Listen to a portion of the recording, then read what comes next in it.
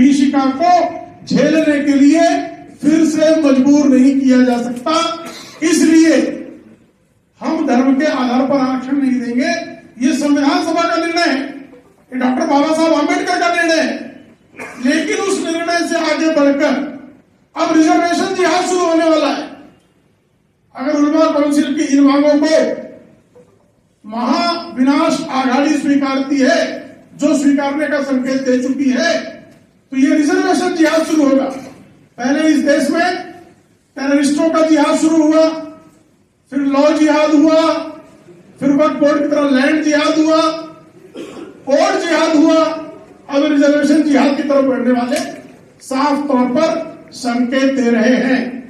और ये ध्यान रखें कि जब तक भारतीय जनता पार्टी है, जब तक आदरणीय नरेंद्र मोदी जी का एक भी सिपाही है, तब तक इस देश में धर्म के आधार पर, मजहब के आधार पर आरक्षण किसी को नहीं देने दिया जाएगा।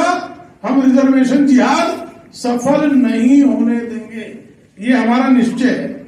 और इसी तरह से लैंड जिहाद को खत्म करने के लिए जिस तरह से वक्फ बोर्ड का कानून बनाकर 2013 के बाद कर्नाटक में किसानों की भूमि जो है वो वक्फ बोर्ड कब्जा कर ले रही है। तमिलनाडु में जब इस्लाम का प्रादुर्भाव भी नहीं हुआ था, इस्लाम के संस्थापक पैगंबर मोहम्मद साहब का जन्म भी नहीं हुआ था, उस समय का जो मंदिर है, उस मंदिर को भी वक्फ बोर्ड की संपत्ति घोषित करने का जो षड्यंत्र रचा गया, जब ये निश्चित है कि इस तरह के लैंड जिहाद को भी खत्म करने के लिए आने वाले संसद के अधिवेशन में, संसद के आगामी अधिवेशन में वक्फ बिल के संशोधन का विधेयक पारित करके लैंड जिहाद को खत्म किया जाएगा।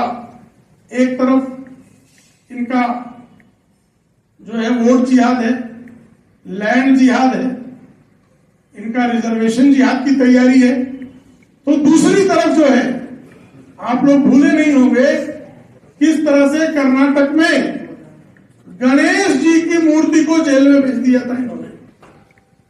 भगवान श्री गणेश की प्रतिमा को कर्नाटक की फासिस्ट कांग्रेस सरकार ने जेल भेजने का काम किया। और तेलंगाना में देवी जी की मूर्ति को तोड़ने वालों के समर्थन में जो हिंदू प्रदर्शन कर रहे थे, उनमें बर्बरता के साथ तेलंगाना में कांग्रेस की सरकार की पुलिस ने बर्बरता से लाठीचार्ज किया। लेकिन ध्यान रहे कि इससे हिंदू अब डिगने वाला नहीं है। हमारा जो सनातन धर्मी है वो बिल्कुल डिगने वाला नहीं है। और आए दिन इनका जो बगल बच्चा है इंडिया अलायंस का, महाविनाश आघाड़ी का, असदुद्दीन ओवैसी, वो आजकल जब भी महाराष्ट्र की धरती पर आता है तो 15 मिनट वाली धमकी देता है।